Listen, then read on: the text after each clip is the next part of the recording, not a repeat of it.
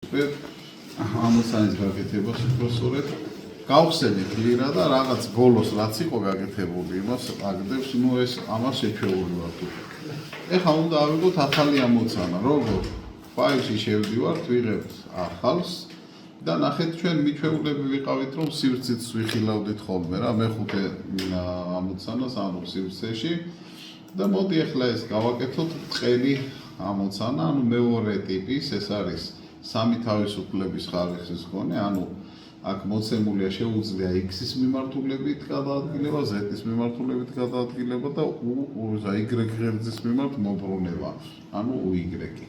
ავირჩიეთ ესა მეორე შეგვიძლია აქვე სახელი დავარქვათ ამ ფაილს, ან არ დავარქვათ, არ არის პრობლემა.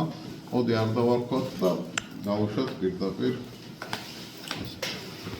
ეხლა ნახეთ რომ განვიხილოთ ამოცანა რაში მდგომარეობს. მოცემული არის ესეთი ჩარჩო, ორსართულიანი, რომელსაც თავზე გადახურულია ფელითონის ფერმით. ეს ყველაფერი არის ლითონში გაკეთებული, ხო? 4 მეტრიანი სამი მალია პირველი სართულზე, მეორე სართულზე ერთი მალია მთლიანი, ამიტომაც არის ლითონით გადახურული, იმიტომ რომ იცით თქვენ რომ თუ დიდ მალიანია გადახურვა ფერმას ვიყენებთ ამ შემთხვევაში და ორ სართულიანია 4 მეტრია თითოეული სართულის სიმაღლეც ამავდროულად. ეხლა ეს ფერმა რა აქ შემოთავაზებული არის თვითონ ლირაში რაც არის ფერმის სხვადასხვა ვარიანტების თავაზობს შაბლონებს თავაზობს და ერთ-ერთი შაბლონია გამოყენებული და ამას ყველაფერს ნახავთ. ესე იგი ამავდროულად კვეთები რა გვაქვს სვეტებისთვის, განაპირა სვეტებისთვის გვაქვს 24-იანი შველერებისგან შედგენილი კაროვკა, ორი შველერო შევარευτოთ ერთმანეთთან. შუა სვეტებისთვის გვაქვს 24-იანი შველერი, მარტო შველერი კაროვკის გარეშე. ეს რიგელი გვაქვს დუტაური, აღებული 36 ნომერი. ახლა ამ ფერმაზე ზედა სარტყელი გვაქვს 120-10-იანი კედლით, ორი კუთხოვანა. ქვედა სარტყელი 100-10-იანი კედლით, ისევ ორი კუთხოვანა და ეს ირიბანები და დგარები არის 75-75 6-იანი სისქით აღებული ორი კუთხოვანა. ჩამაგრებებს სასაზღვრო პირობებს რაც შეეხება, უყურებთ თქვენ ამას რომ განაპირა სვეტები ჩამაგრებულია ხისტად, ხოლო შუა ორი სვეტი ჩამაგრებულია უძრავ სახსროვნად. ეს არის უძრავ სახსროვანი ჩამაგრება. უძრავ სახსროვანი ვიცით უკვე შევხვდა რამოდენიმეჯერ, ანუ მობრუნება შეუძლია y ღერძის მიმართულებით. აი y-ია ჩვენსკენ მომართული ღერძი და ნახე ამას იმ სიტყვაში შეუძლია იმოძრაოს, ხო? ანუ მობრუნება y ღერძის მიმართულებით შეუძლია. გადაადგილება არ შეუძლია. გარდა ამისა ეს სვეტები ზემოთაც არის, ზემოთ გააჩნია შარნირები. შარნირი რას ნიშნავს, რომ აქაც მიერთებულია უძრავ სახსროვნად არის, ანუ ამას მოძრაობა არ შეუძლია, მაგრამ მობრუნება შეუძლია. წარმოვიდგინოთ, აქ არის ორი ესეთი ისაკ დადუღებული ვთქვათ რაღაც, სადაც პალეტს ეგრეთ წოდებული ღერორო გავაყაროთ. ამ სვეტსაც აქ ესე ჩაჯდება იმაში და გავუყრან მობრუნება შეუძლია, მაგრამ რომ გაწიო გამოწიო იმას ვერ გადაადგილებ. ანუ ფაქტიურად საყრდენია ესა ამ ვერტიკალურ დატვირთვაზე აიღებს ძალებს, ნორმალურ ძალებს, მაგრამ მომენტს არ აიღებს იქ. გამიგე, ის რომ ჩაიყუნება ამას მომენტს არ გადმოსცემს, იმიტომ რომ სახსარია. შემდეგ ხო, ეს არის სულ დატვირთვა გვაქვს მოცემული 3, ესა 5 დატვირთვა აქვს მოცემული. პირველი საკუთარი წონა, მეორე ესა მუდმივი დატვირთვა აქვს პირველი და განიხილავს მუდმივი დატვირთვაში თავის საკუთარ წონას, მერე რომ ნახოთ ქვემოთ არის ეს ახსნილი დატვირთვებია. ამ რიგელზე 2 ტონა მეტრზე დატვირთვა და აი აქ კვანძებში ხო ფერმას ხო ესე განიხილავენ რომ კვანძებში გადადის დატვირთვები. რეალურად ეგრე არ არის აქ თუ რასკოსები გადის კიდე ისა ყველა რასკოს გადასცემს დატვირთვებს, მაგრამ ამ შემთხვევაში თვითონ ეს ფერმაც ისეა ახსნელი რომ ეს ფერმა ერთი ხო არ იქნება, კაცო მეორე იმ მიმართულებით რამოდენიმე იქნება, ორი მაინც რომ მერე გადაიხუროს კიდე, ხო? და აი პრაგონებს ეძახიან, რომელიც აერთებს მერე ფერმებს ერთმანეთთან და აქ ისე ხსნიან, რომ პრაგონები ზუსტად აი ამ კვანძებში გადის და შესაბამისად ამ კვანძებშია მოცემული დატვირთვები.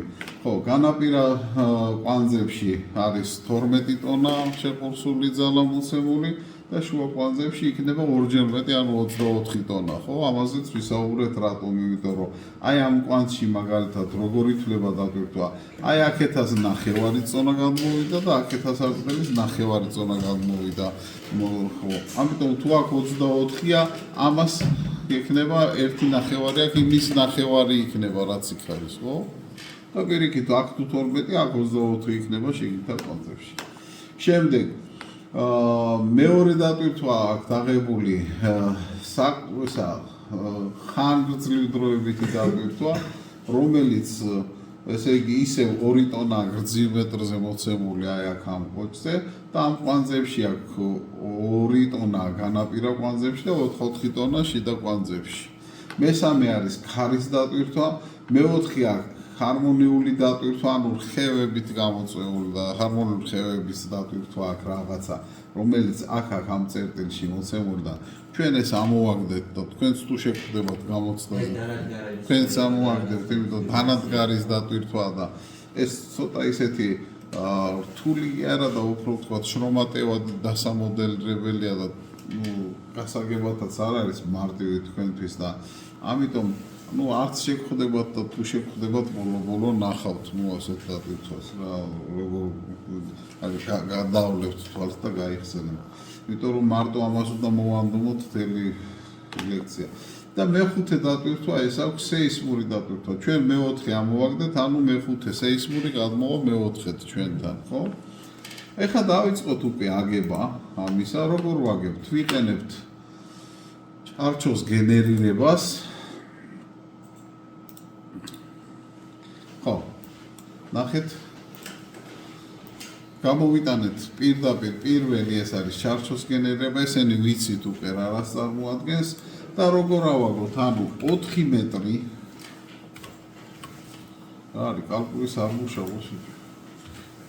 4 მეტრი მეორდება 3ჯერ x-ის მიმართულებით, ხო, 4-მალიანი შენობაა და 4 მეტრი მეორდება 2ჯერ z-ის მიმართულებით, ანუ 2 სართულიანია ეს შენობა. ხო, მივიღეთ ესეთი რაღაც. ეხლა ეს უნდა დავაკორექტიროთ. როგორ უნდა დავაკორექტიროთ? ჩამოვშალოთ და მენიუ.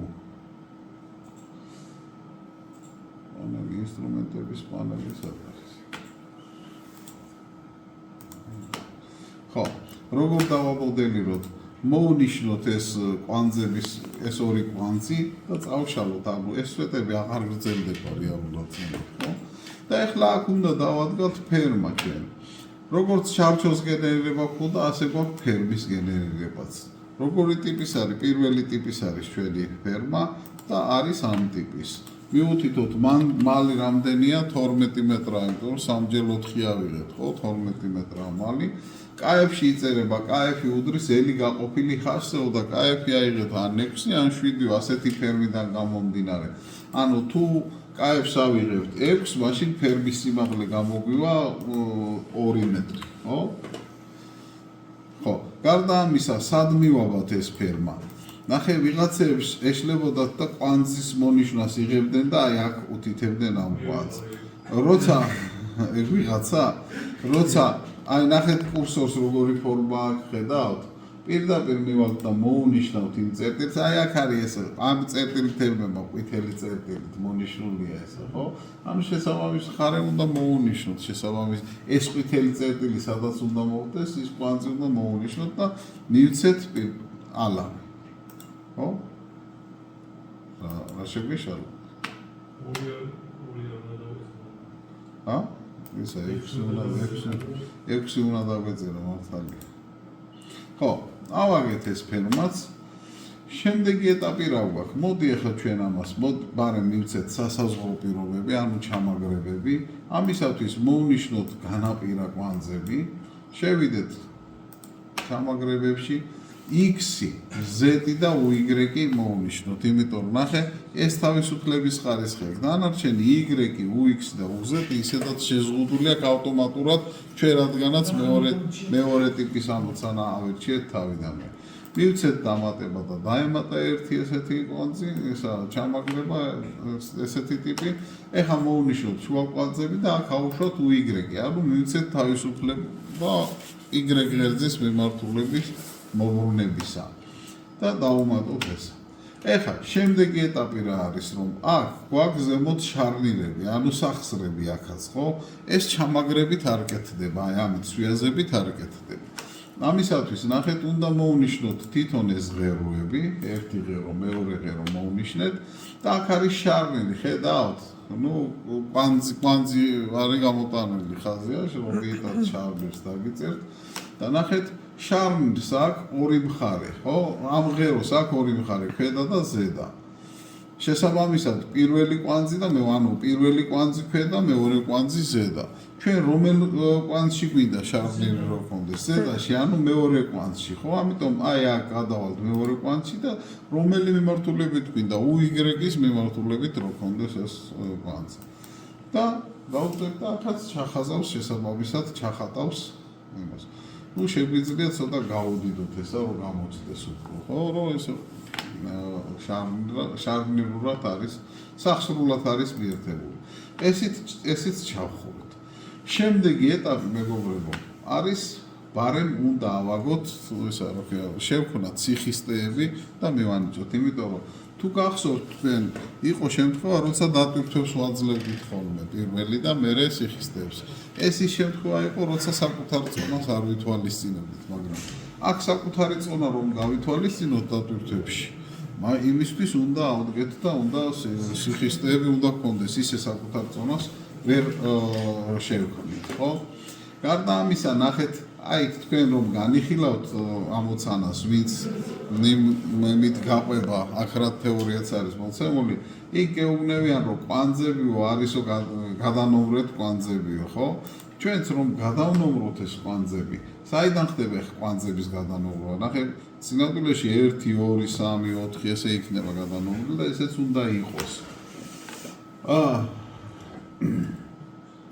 ესე იგი, შევედით ფლაგირისოვანიაში, აქ არის კვანძებზე გადავალთ და აქ არის კვანძების ნომერაცია. ჩავურთავთ კვანძების ნომერაციას, მივცევთ ალამს და 1, 2, 3, 4, 5, 6, 7, 8. მერე ნახე, აქ რაღაცა დააწერა სხვა, ხედავთ? განსხვავებულად, რატომ? გადახდა, ანუ 8-დან ხო 9 უნდა მოდიოდეს სინამდვილეში. გადახდა, რატომ გადახდა? იმიტომ რომ ჩვენ აქაც ხო გქონდა ღეროები რაღაცა, იმ ღეროებს თავის კვანძები ჰქონდა, ის ორი კვანძი რო წავშალეთ, იმის ნუმერაცია მაინც შეინახა. ამიტომ ჩვენ რომ ეს თანმიმდევრულად გადაგვინომროს, ეხლა უნდა მივცეთ ერთი უპაკოვკა. თქვენც ამას გაგაკეთებინებთ ის თეორია, რაც აქ არის მოცემული, უპაკოვკას რომ მიცევთ, ეს უკვე გადაინომრება ხელთავიდან. აქ დაждდება 9, 10, 11, 12, 13, 14, 15. ხედავ როგორ თანმიმდევრულად გადანომრა რა კვანძები. ხო, აი ესე არის გადანომრელი, იქაც ნუ ახსნებია ეს მაგალითი, ხო? შემდეგ, როგორ მივცეთ ციხისტეები? გარდა ციხისტეებისა უნდა მივცეთ ანუ რა გოსტის ლითონს ვიყენებთ, ხო? რა მარკის ლითონ, მარკა უნდა შევარჩიოთ ლითონისა და რა სორტამენტს ვიყენებთ. ხდები სორტამენტი უნდა შევურჩიოთ ნემისთვის, რა ქვია, ციხისტე კვეთებისთვის, გარდა მაგისა დამატებითი მახასიათებლები უნდა შევურჩიოთ, ანუ პირდაპირ შევხედოთ ეს პირველი და მეორე ჯგუფის სრული მდგომარეობით ჩვენი მიერ აგებული კონსტრუქცია ვარგისია თუ არა, ამისთვის ის დამატებითი მახასიათებლები უნდა მივანიჭოთ. ეხლა ეს ამ ბოლო ვერსიებს დაამატეს. ადრე ჩვენ როცა მუშაობდით, ეს ვერსიები ეს ის არისო რა, ანუ პირველი და მეორე ჯგუფის სრული მდგომარეობით არ ამოწმებდა, მაგრამ ნუ ძალებს გაძლევდა და იმის მიხედვით მერე სათითაო კვეთები შემო შეგემოწმებია, გადიოდა თუ არა პირველ და მეორე ჯგუფის სრული მდგომარეობით, ხდებით? მაგრამ ეხლა ეს რომ ამათეს წარმოიდგინეთ, ამის შემოწმება ხელით არ არის, არ წარმოადგენს დიდ სირთულეს. ნახავ ყველა ეროში მას რა ქვია, აი მაგალითად სვეტები ხო არ შეიძლება აქ თქვა ქვემოთ სხვა იყოს და ზემოთ სხვა იყოს ეს ლითონის სვეტი თავიდან ბოლომდე ერთი კვეთის იქნება. შესაბამისად ეს სვეტი და ეს სვეტი ხო ერთნაირი უნდა იყოს ტიპი. აქეთ სხვა კვეთი ხო არ იქნება, აქეთ სხვა ხო არ იქნება. ამიტომ ამ 4-ს ამოიღებდი, რომელშიც მაქსიმალურ ძალას მოგცევ და იმის მიხედვით შეარჩევდი თქვა კვეთს, ხო? მერე იგივე ფერმის ზედა სარტყელზე ხო არ შეიძლება ზედა სარტყელში აქიდან აქამდე სხვა იყოს, მერე აქიდან აქამდე სხვა, ანუ ეს ზედა სარტყელი ერთნაირი კვეთი უნდა იყოს, ერთნაირი უნდა იყოს, ხო კვეთი. ამიტომ აიღებდი და მაქსიმალურს ნახავდი და ისე შეამოწმებდი, მაგრამ როცა უამრავი ლითონი გაქვს, თქვა ლითონის თელი კასკადი რო გაქვს მოცემული, ანუ სივრცეში როცა ეხილავ აი ამას რომ მიანიჭებ ყველას თავთავის მახასიათებლებს რომ შეგიმოწმოს პირველ და მეორე ჯგუფის მდგომარეობით, იქ უკვე მარტივი არის. მერე ამის გაკორექტირება პირდაპირ გეუბნება სად არის დარღვეული ეს პირველი ჯგუფის მდგომარეობა, სად ირგვა რომელ კვეთში და იმ კვეთის მიხედვით მერე შეცვლი და შეარჩევ და ნუ გაასწორებ საბოლოოდ ყველაფერს. ასე და მე ეხლა როგორ ვქნათ ესე იგი, შევდივართ სიხისტეებში, ვაიმე დავიღუპე. გასაგები არა მომიტანია. სიხისტე, ხო? ავირჩიოთ, გადავიდეთ ლითონებში და პირველი შევქმნათ აი ამ კოჭისთვის, ხო? 36 ნომერი ეს არის, რა ქვია, დუტაური. ავირჩიოთ შესაბამისად დუტაური, თუ გვაღირსა გამოსვლა მერე. სორტამენტით შევარჩიოთ.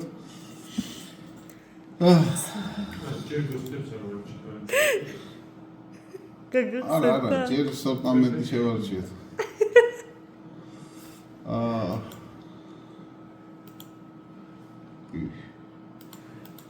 ესე იგი. ეხლა ვნახოთ აქ რა გოს თავაზობს თვითონ, იმიტომ რომ შეიძლება ეს ძველი ვერსია რომ ძველს თავისი მოყვება ესა და რაღაცას მომთავაზებს. მოფილდ არა პარალელი პალკი. ეგ იყო, მაგრამ 36 ნომერი საერთოდ არ ქონდა. რა ნახოთ, პარალელი ეს იქნება. 20 აქვს მაქსიმალური, მაგრამ სხვაც არის ესეთი ხოლმე.